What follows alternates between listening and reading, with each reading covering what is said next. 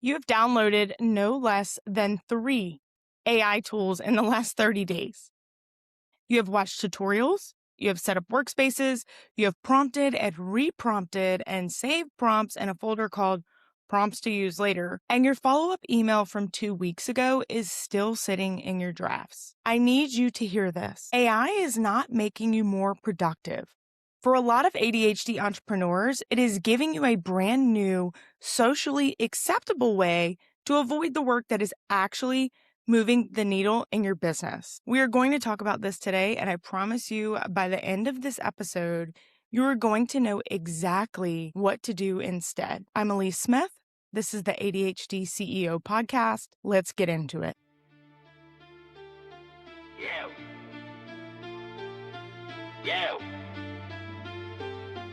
Yes. Yo, it's Alyece, say it right, no cap. ADHD CEO, yeah, we run this track. Systems that slap, brains built different. We make sales in our sleep, yeah, the hustle's efficient. This ain't fluff, nah, this is strategy raw for the ADHD. Minds breaking every law. Hit subscribe, don't miss a single show. We're running on dopamine, let's go. Let's go.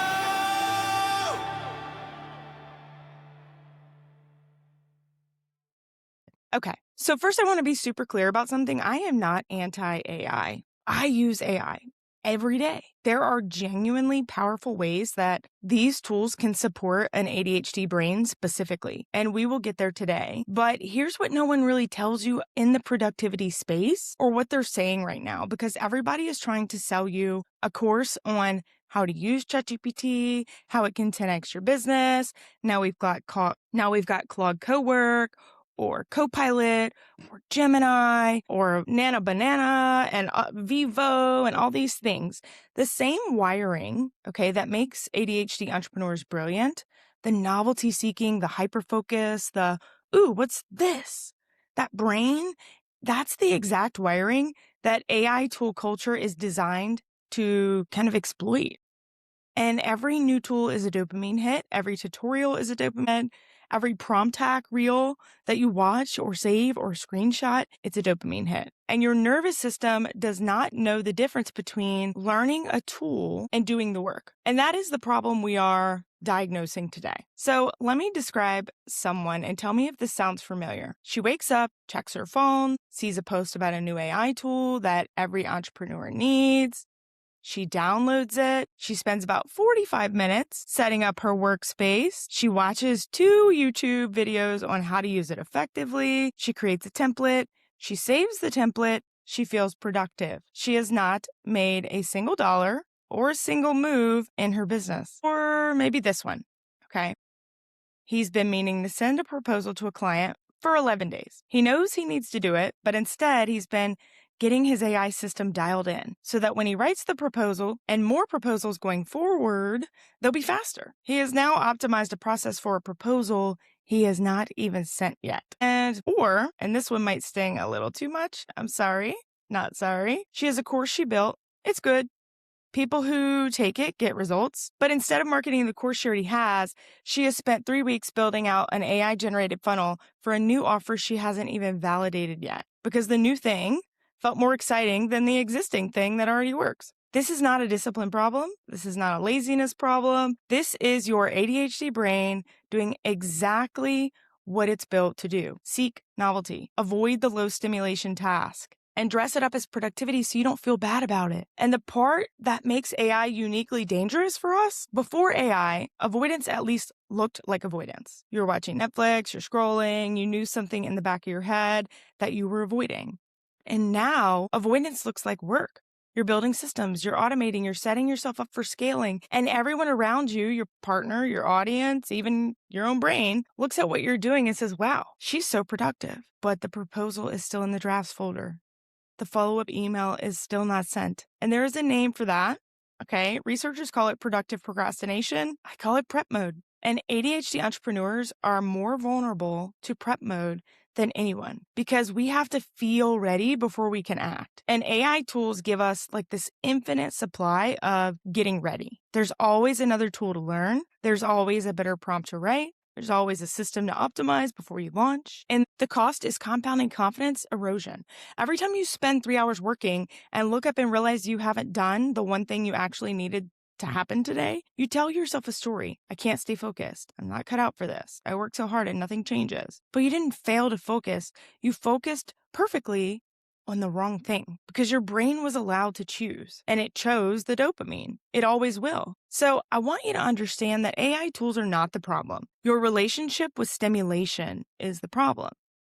And AI has just handed it a business card. You're not broken. You're not undisciplined. You're an ADHD entrepreneur operating without a filter between feels productive and is productive. And nobody built that filter for you because the entire online business world is built to sell you the next shiny tool, not to help you finish what you started. So here is the reframe I want you to carry.